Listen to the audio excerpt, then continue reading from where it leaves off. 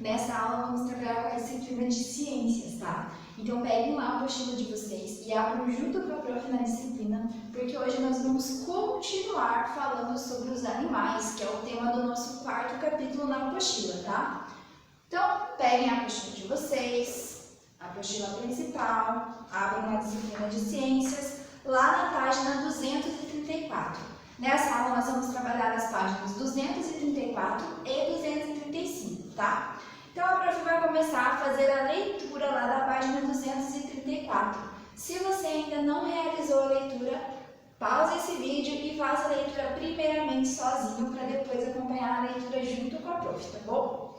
Como a ciência classifica os animais? Nesta aula você vai descobrir como a ciência classifica os animais. Na aula passada, na aula anterior de ciências, a gente fez um exercício prático sobre como classificar os animais. Era para fazer uma sondagem sobre como vocês faziam isso sem ter algum conhecimento, ou se vocês já tinham algum conhecimento sobre esse assunto da classificação dos animais. A prof ajudou vocês, a prof fez junto com vocês lá no vídeo a classificação, mas a prof deixou livre para quem quisesse fazer a classificação de outra maneira fazer. E dali, se alguém tivesse a curiosidade de realizar uma pesquisa para saber como era feita a classificação, a partir dali vocês iam aprender muito mais ali com a internet, que é bem completa.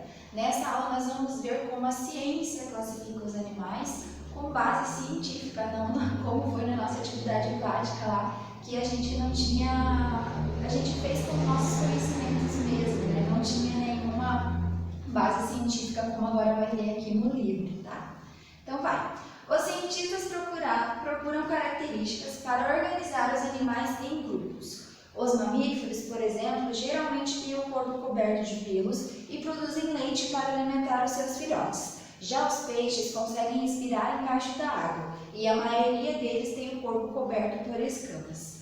As aves possuem penas e bicos e põem ovos em ninhos. As aranhas têm 8 patas e não têm antenas. O problema é que nem sempre as características externas de um animal servem para a classificação dele. O tubarão e o golfinho, por exemplo, são parecidos, mas não são classificados no mesmo grupo. O tubarão é um peixe e o golfinho um mamífero. Isso ocorre porque a ciência não classifica os animais pela aparência, mas sim pelo grau de parentesco. Os golfinhos são parentes mais próximos dos cachorros, dos humanos e dos ursos do que de qualquer peixe. Aí ali ao lado tem a comparação de uma nadadeira de um golfinho e o braço de um ser humano, para vocês verem como a formação óssea é bem parecida, né? A palavra classificação quer dizer uma maneira de organizar as coisas e os seres vivos em grupos, com base em alguma característica comum, com base em suas semelhanças, tá?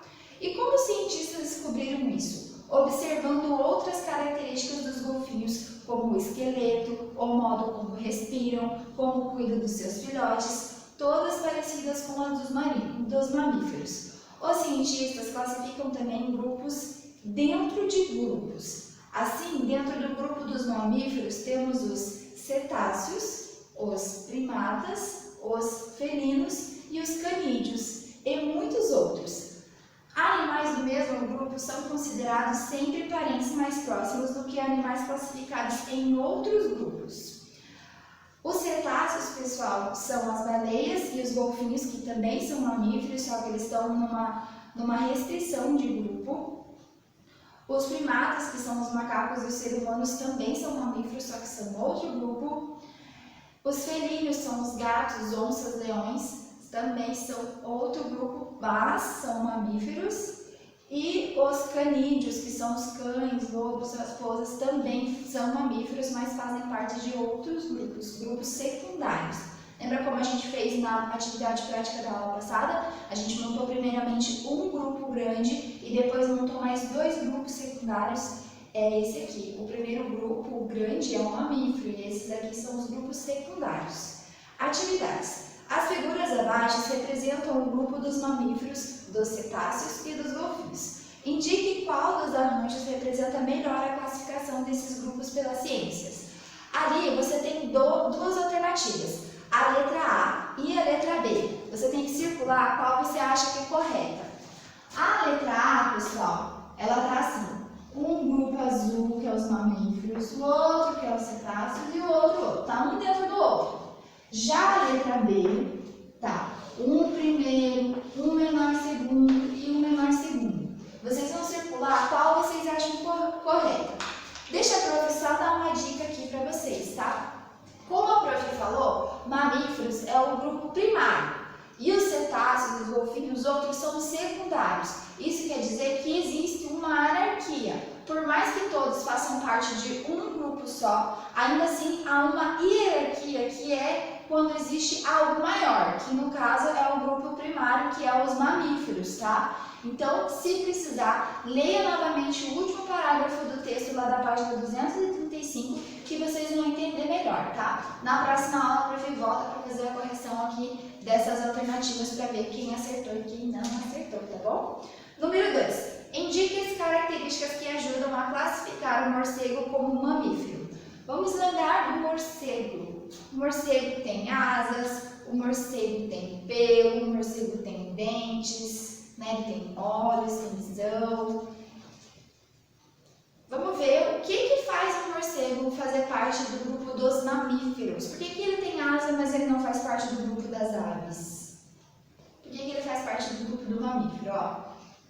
Asa, pelos, visão, tamanho, leite e cauda. Vocês vão marcar X ali nas alternativas que fazem do morcego um animal que pertence aos mamíferos. Lembrando que características gerais dos mamíferos é que eles nascem tomando leite, né? Eles precisam de leite para sobreviver nos primeiros dias de vida e eles têm o corpo cobertos por pelos. Até nós, seres humanos, ainda temos pelos no nosso corpo. Já tivemos muito mais, os nossos ancestrais tinham muito mais pelos do que nós, mas nós também temos o pelo coberto por pelos, por mais que seja fininho. Aí vocês marcam X ali nas respostas que fazem do morcego um animal classificado como mamífero, tá? Número 3, que é uma questão oral. Os caracóis e os polvos são classificados no mesmo grupo, o dos moluscos. O que isso significa?